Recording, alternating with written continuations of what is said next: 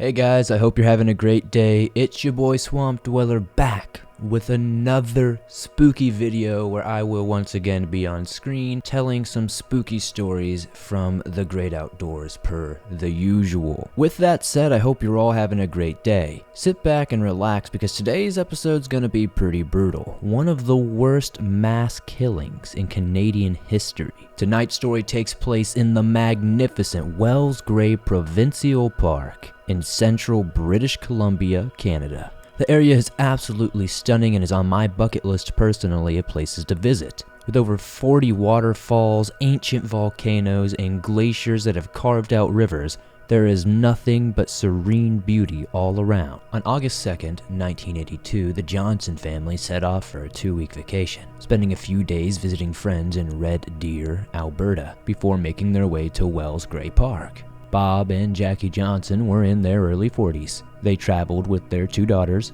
13-year-old Janet and 11-year-old Karen. The family had planned to spend some time hiking and fishing with Jackie's parents, George and Edith Bentley, who were 66 and 59, respectively. Jackie's parents were married for 36 years and recently had sold their house to be able to travel more. The couple even bought a brand new 1981 Ford pickup truck with an attached camper to travel full-time. One of Bob's best friends described the family as being incredibly close and they all got along very, very well, especially when hanging out outdoors doing their favorite things such as fishing and hiking and camping. Grandpa George preferred quiet days alone, fishing or camping, or spending time with his granddaughters. Grandma Edith was much more outgoing and lived for trips with her family and grandchildren as much as she could. In addition to their adult daughter, Jackie, George and Edith also had 2 other grown children, Brian and Karen, who lived near Vancouver. The Disappearance. On August 16th, Bob Johnson failed to return to work at Gorman Brothers Lumber in West Bank. The Vancouver Sun reported that in Robert's 25 years of working at the mill, he had never before overstayed his vacation by any days. His colleagues wanted to take their concerns to the mill's manager, but coincidentally, he was also on vacation at the time. Instead, the workers called Jackie's brother and sister to check on the Johnsons. Jackie's siblings, Brian and Karen, went to the Johnsons' home in West Bank, and everything in the 3-bedroom family home looked normal. The phone line and electricity were operable. There was food in the pantry, and unpaid bills piled neatly on the coffee table. The family waited to call authorities, hoping to hear from their parents or Robert and Jackie. When Bob's manager returned to work after his vacation, Bob had still not returned, and that's when he was officially reported missing to RCMP on August 23, 1982, a full week after he was due. Of course, everyone feared a car accident or was worried that the family were perhaps lost somewhere in the forest. But the truth would be far more devastating. RCMP officials launched a massive search in Wells Gray Provincial Park, and investigators fanned out across the nearby town of Clearwater, relying on information from eyewitnesses who had seen the Johnson sedan or the Bentley's truck during the dates they were known to be camping. Airplanes were brought in to search washed-out areas for any sign of the vehicles, tents, or remnants in remote locations, or the metal boat which had been attached atop the camper. 2 weeks of intense searches went without a single clue to the family's whereabouts. No sign of the cars, no metal boat, no tent, absolutely nothing. Police didn't know it at the time, but there was a huge clue right under their noses. A chilling discovery. 5 weeks after the family was last heard from, a mushroom picker named Kurt Crack found a burnt car 13 aerial miles from Bear Creek on a rural logging road. The driver's side door was still open. The car matched the description of the Johnsons' 1979 Plymouth Caravelle. Detectives checked the license plate number and, sure enough, it came back as belonging to Bob and Jackie. It was fairly evident to the officials that whoever lit this car on fire didn't just add a little bit of accelerant, they definitely, they went overboard to say the least. Whoever set it on fire had to have doused it in gasoline because everything from the springs to the floorboards, every little piece of metal was melted down to almost absolutely nothing. Inside the car's back seat was a pile of burnt bones, which were later identified as that of 4 adults. Inside the trunk were the remains of 2 girls, and unfortunately, but finally, the Johnson family and Bentley families had been found. Forensic analysis of the bone fragments showed that the family had been killed by a .22 caliber gun. Because the location was in an area that wasn't very easily accessible at all, it was assumed that a local may be involved with this crime. Investigators found 6 spent .22 caliber bullet casings around the area,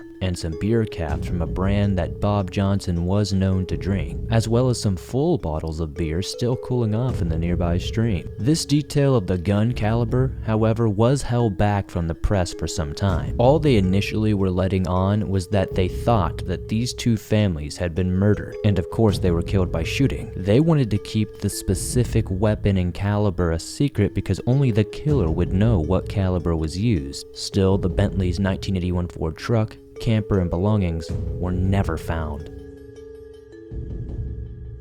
The investigation.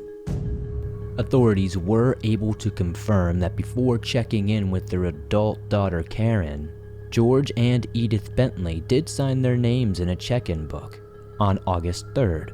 But afterwards, government employees in the park went on strike, so that meant that no one had put in the registry for a couple of days.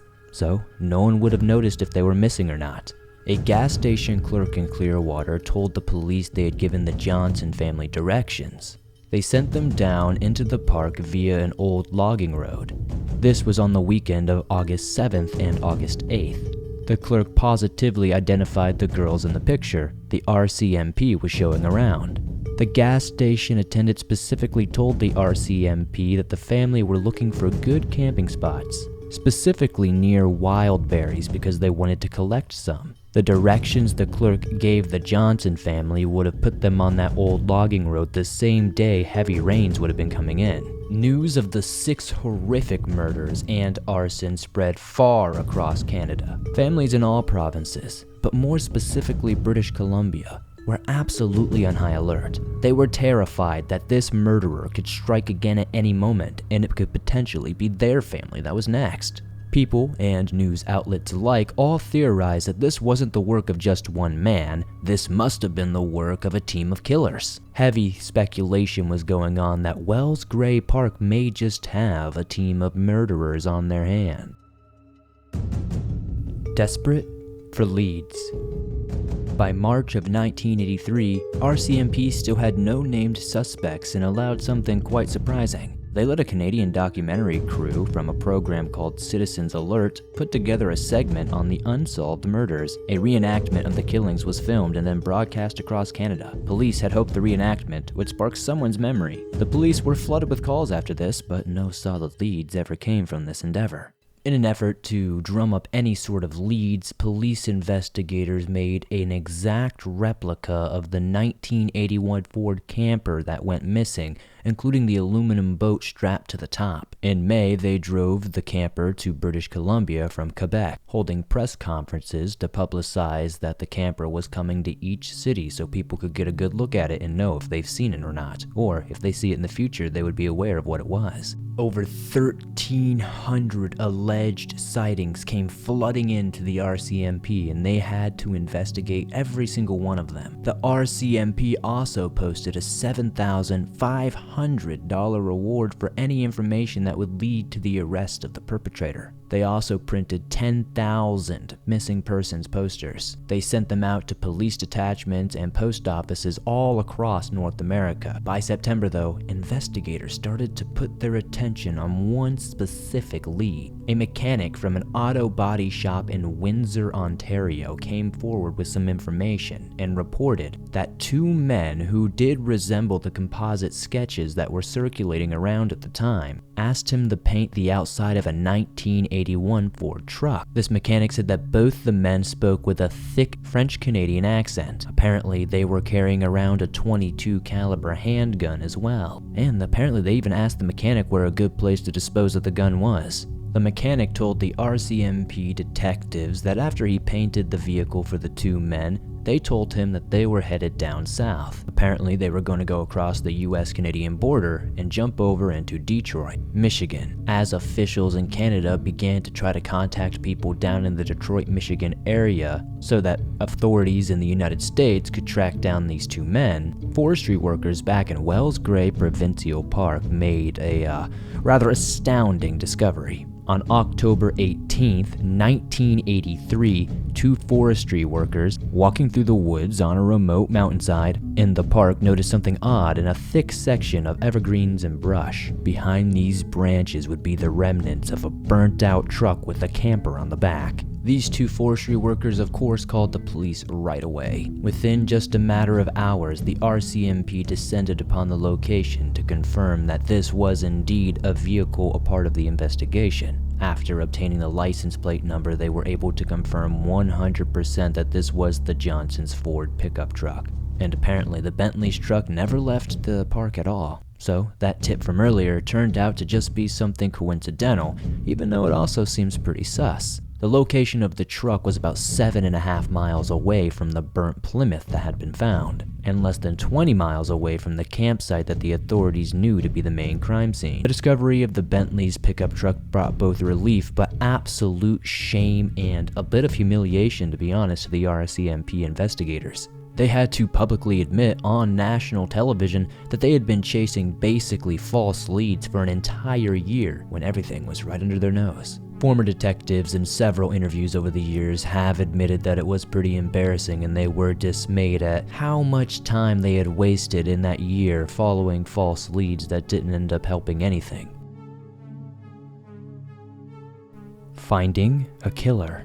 With the Bentley's truck and camper identified, investigators restarted and started their entire investigation from fresh again. The truck being hidden so well in a very thick wooded area in a ravine was fairly curious to the investigators. Police actually had to chop down a significant amount of trees just to get the truck out of there and process it. According to an article in the Vancouver Sun, the underbrush was so thick that RCMP officials who were flying any sort of helicopter or plane would never have been able to see the vehicle among the brush. It was so covered in foliage it just wouldn't have been noticeable. One search and rescue volunteer told the newspaper that in the remote area where the camper was found, you could easily be only 15 feet away from it and not even know it was there. That's genuinely how dense these woods are. RCMP told the news outlets that since this was in such a remote and hard to get to area, that only someone who was local and lived in this area for a long amount of time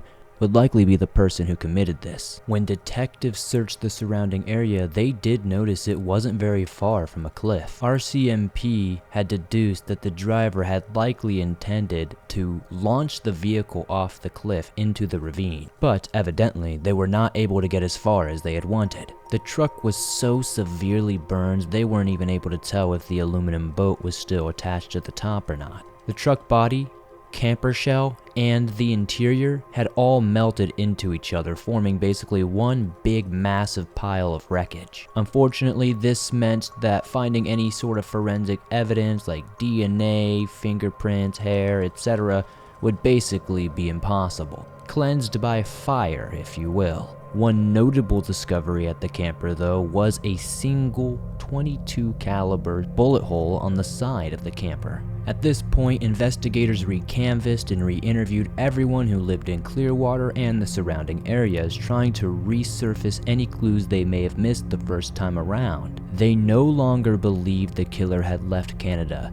They now believed they had taken off into other provinces. Officials with the RCMP were very confident that the killer was a local, and they likely only needed a .22 caliber gun and an axe to get away with this crime. Police officers brought in dozens of people for questioning and interviews. They ran 24/7 surveillance on many people with extensive criminal backgrounds in the area, and of course made every single one of them take polygraphs. And according to news reports that I could find, every single one of them seemingly passed those polygraphs. According to the Wells Gray Gunman documentary, after 2 weeks of doing this non-stop, authorities finally caught a break when they visited the home of an elderly couple living in Clearwater. Before leaving the man and woman's home, the wife brought up and said, "Tell the officers something Dave said." The husband was reluctant to elaborate, but eventually with some coaxing by the RCMP, did further share details. A man a few months earlier named Dave had asked them how you would register a vehicle with a bullet hole in the side of it. Kind of a strange question, right?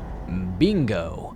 At the time, RCMP thought they had finally found their red herring. Also at the time, authorities never had released any information about there being a bullet hole in the door of the truck. They had mentioned that all the victims had been shot to death, but they had never ever said anything about the caliber or the extent of the damage done to the vehicles. They had just said they had been burned. They never said anything about any bullet shots, any gun holes, anything like that. The couple told officers the man they knew as Dave was 24 years old. His full name was David William Shearing. They said in the summer of 1983 he had recently moved to the Clearwater area after living on his family's farm, just outside of the Wells Gray Park area. RCMP had apparently interviewed David once before, earlier on in the investigation as they were going door to door for any sort of tips or information. At the time though, apparently nothing about David seemed very suspicious or off-putting to the officers. When the police tried to locate him in late October of 1983, they discovered he no longer lived in Clearwater. Of course, why would he stay around, right? They dug into his background fairly deeply and found that he was actually connected to another set of murders in British Columbia. In that incident, a witness came forward and claimed that David had hit a victim with his car just outside of Wells Gray Provincial Park. David had allegedly struck the vehicle, ran them over, and never looked back. RCMP searched for the records and realized that nobody had ever been arrested or accused for that crime. I mean, somebody died, and nobody ever got justice. David luckily remained the only suspect. David at the time was living in an area known as Tumbler Ridge, British Columbia, which is about 900 miles north of Wells Gray Park. That's quite the trek. Maybe you're running from something, huh? RCMP investigators reached out to the local RCMP chief investigator in that area. His name was Ron German. Ron told the homicide investigators that he was aware who David Shearing was because he had arrested him multiple times for petty theft and traffic violations. Ron said that David would never look him in the eyes, which was always off-putting, and had a general demeanor of being unsavory and definitely not trustworthy. Just a few months after David had moved to Tumbler Ridge, Ron had pulled him over for a routine traffic stop. He noticed David was hauling a bunch of newer-looking tools in the back of his pickup truck. When the detective asked David where these tools had come from, he claimed that they were his and he was coming back from a work site. The next day, Ron got a call from 2 stores in town that they were missing over $40,000 worth of tools that had been stolen. Ron arrested David for the theft, but Canadian laws in the 1980s for theft were fairly lax and they weren't very heavy-handed, if you would. So unfortunately, David was released and continued to commit misdemeanors and thefts throughout the town. When Ron learned that David was the main suspect for the Bentley Johnson murders,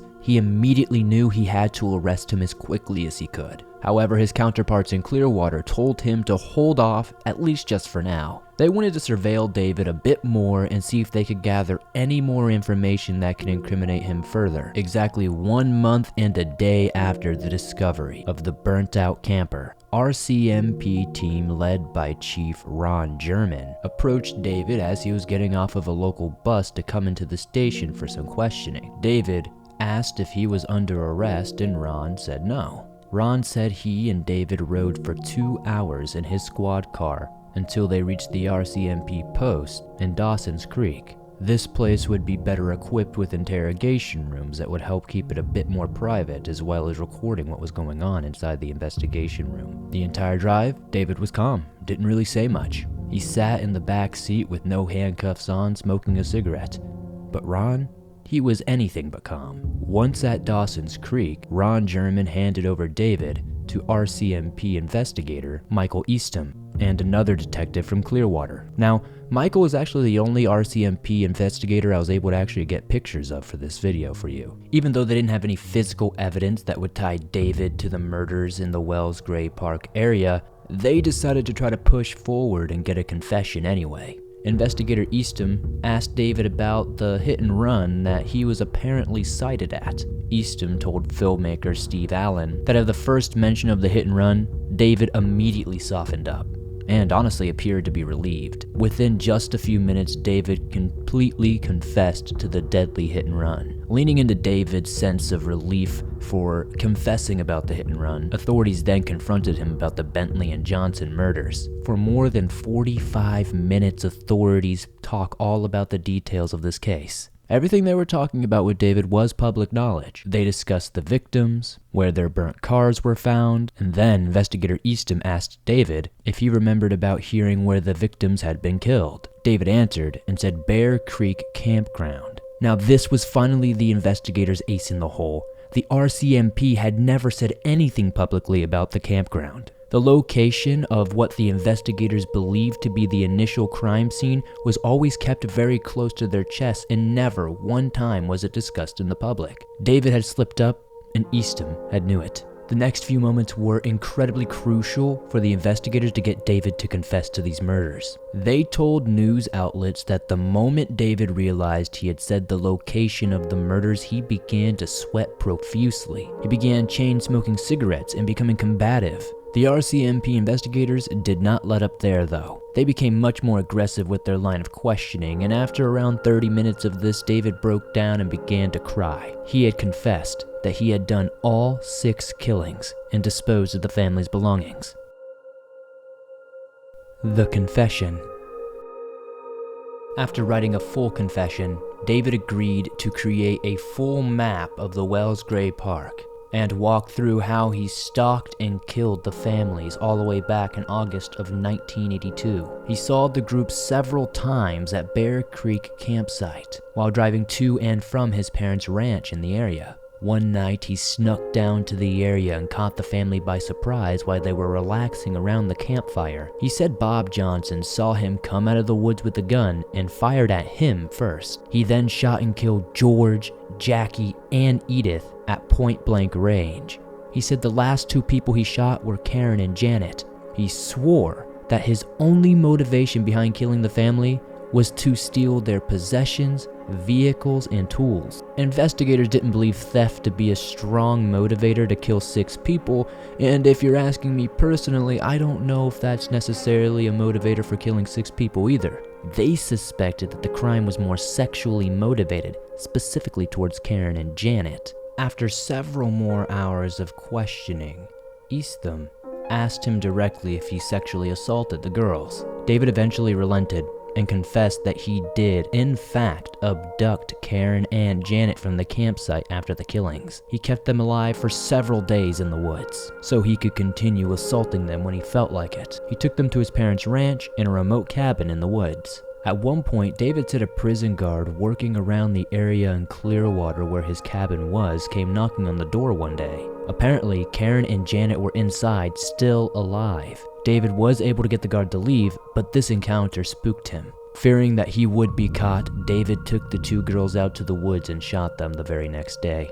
He then placed their bodies in the trunk of their Plymouth, doused it in gasoline, and set it ablaze, hoping to hide any trace of evidence. While walking the police through his crime, he had taken detectives to his family's farm and showed them multiple items that he had kept hidden. Multiple of these belongings belonged to the Bentleys and Johnsons. In the hiding spot, he also showed the investigators the .22 caliber rifle he had used to kill the family. The announcement of the arrest of the mass murderer sent shockwaves but relief through the Canadian public. Most were glad to see someone being held responsible for the killings, but many in Clearwater who knew David were stunned to learn that he was the culprit. Former high school classmates and friends of David in the town described him as quiet, polite, and, highly intellectual. Apparently, he never really got into fights, never really had any problems, but what they say about the quiet kids. His mother, Rose, did tell the newspaper that David never really had a steady girlfriend or any sort of strong friendship. He was the youngest of 3 children and had always worked odd jobs his entire life. He mainly lived in the Clearwater area and basically stayed at home for most of his time. In 1983, he finally moved out of the family ranch to Tumbler Ridge to apparently find work at a coal mine in the area. David's former employer said that sometime in 1982, when David's father died, it really seemed to affect him. Apparently, his father died of a heart attack. Apparently this event was so upsetting that he had to emphasize this by committing mass murder, but hey, to each their own. On April 16, 1984, David would finally go to trial for the murders. The trial. David pleaded guilty to all charges and was sentenced to life in prison without the possibility of parole for 25 years, which is the maximum sentence under Canadian law. Canada's criminal justice system allows offenders, even if they are a self-admitted rapist, murderer, etc., the option of parole after 25 years. The people of British Columbia were rightfully outraged by this. Many wanted David to be put to death for his crimes, and many can argue that he definitely deserves it. According to the Edmonton Journal, David, by that point who had changed his last name to Ennis, applied for parole in 2008 at the age of 49. After more than 9,000 people signed a petition saying David should not be released, the National Parole Board denied his hearing. The board has also ruled the same way every time he has tried to apply, in 2012, 2014, and even as recently as 2021. After impact statements were heard from the friends and family, members of the Canadian Parole Board really started to weigh out what risk would be held if he was ever put out. They would ask David about his past to see if he was at risk of reoffending. In the end, the parole board did say while they have noticed many positive strides in David's life to be a better person, due to his incarceration, they didn't think he was ready for release. Parole board Delaney Dew thanked everyone who participated in giving her impact statements. Before making a statement, she read aloud to Dennis saying, "You're serving a life sentence, but the victims, the community, they're serving an indeterminate sentence. There are some positives in your case. You understand that you're a work in progress, but there are overwhelming negative aspects in your case. The most appropriate place for you to make the gains is in the safety and security of the Institute." I've got to say, David seems to be living a pretty good life despite being behind bars. He married a woman in 1995 and gets conjugal visits where he gets to visit his children. He claims that he has found faith with God and has reformed entirely, but what serial killer doesn't say that? Author Alan Warren interviewed David in prison for his book Murder Times 6. After interviewing David in person, the interviewer allegedly left the prison with the impression that David really did want to be a changed man. But then again, Alan said that's exactly what all serial killers do. During his interviews, Alan got to see the inside of David's cell. The small space was simple, had a TV, and on a regular basis, David could come and go as he pleased from his cell, even finding time to tend the garden in the prison yard.